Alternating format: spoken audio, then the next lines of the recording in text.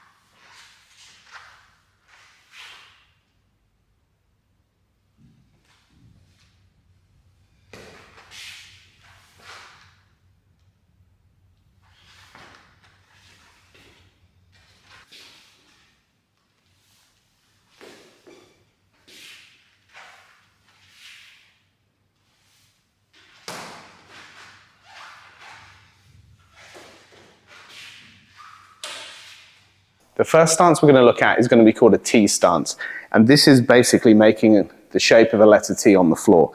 So you're going to step across, you're going to turn from the hip socket, so really working on the flexibility of the joint, turn the foot all the way through, step forward, and you're going to place all of the weight onto that front leg. Now from here we transition into the cat stance or back stance, and what happens is you're going to take a step forward and just place the toe. The toe is only there as a reference, so you're not going to put any weight on that front leg, and you should be able to pick it up at any point. So the back leg is going to take 100% of the weight. The next stance we're going to look at is going to be the horse stance. So you're going to have your feet in a fairly wide squat position, and you're going to go down until your thighs are parallel with the floor. So as you squat down, you're going to bring the weight down evenly on both legs. You're going to try to get a 90-degree bend in the knee, as well as trying to keep the back nice and straight. The fourth stance is going to be the front stance or the bow stance. And for this one, we're going to have one leg out in front of the other. We're going to try to keep 70% of the weight on this front leg and 30% on the back. If the flexibility of the ankle isn't great, you can just allow that back foot to roll out slightly, but as long as there's not too much tension on the inside of the leg.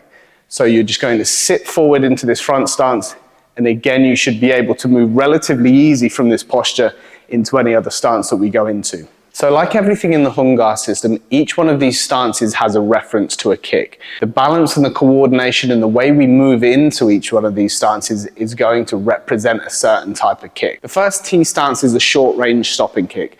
So you're going to strike anywhere between mid-thigh and the ankle, and you're just going to step forward and strike with the instep of the foot. So when we strike the bag, we're looking to hit with the sole of the foot and just trying to strike whilst turning that foot out.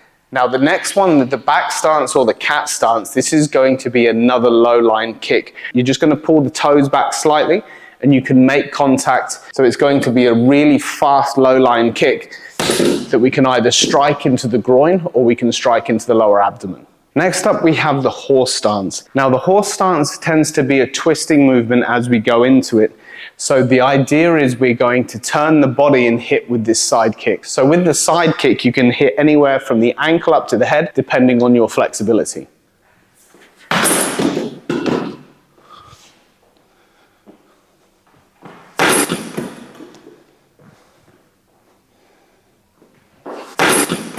Last of all is going to be the front stance, and again it's reference to the way that we move into it. So this kick is generally done to anywhere on the torso. As you step, it's going to be slightly higher. Again, we're going to use the sole of the foot.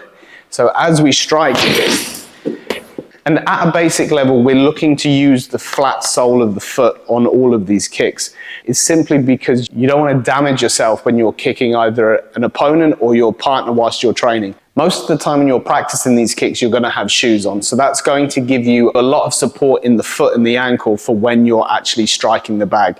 If you have any questions on the walking form or anything else we do on this channel, please drop them in the comments below and I'll get back to you as soon as I can. Thanks for watching.